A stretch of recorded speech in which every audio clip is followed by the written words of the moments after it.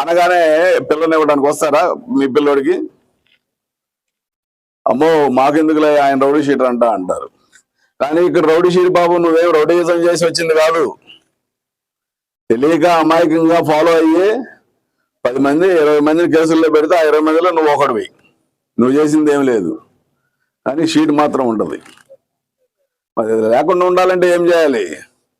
Follow అవ్వకూడదు, గుడ్డిగా follow అవ్వకూడదు. నీ పర్సనల్ విషయమో గొడవ అయింది, పెద్ద మనుషులు పెట్టండి, లేకపోతే ఎస్ఐ గారి దగ్గరికి వెళ్ళండి, తెలుసుకోండి. మీకేమైనా ఇష్యూ ఉంటే పర్సనల్గా మీ ఇంటి దగ్గర గొడవ, లేదా పొలం దగ్గర గొడవ, లేదా డబ్బుల దగ్గర గొడవ, అది ఓకే. అంతేగాని మందు షాపులు ఉన్నాయని చెప్పి బెల్ట్ షాపుల దగ్గర తాగేది, సాయంత్రానికి రోడ్ల మీద గొడవ పడేది, ఇంకా ఇంకొంచెం అడ్వాన్స్ వచ్చింది, ఇప్పుడు గంజాయి కూడా తాగుతూ ఉన్నారు. మరి ఇక్కడ ఉందో లేదో నాకైతే తెలియదు, కానీ గంజాయి యాంగిల్లో బాగా అవేర్నెస్ చేస్తున్నాం ప్రజలకి. మీరే కాదు, మీ పిల్లల్ని కూడా మీరు చూసుకోవాల్సిన అవసరం ఉంది గంజాయి యాంగిల్లో.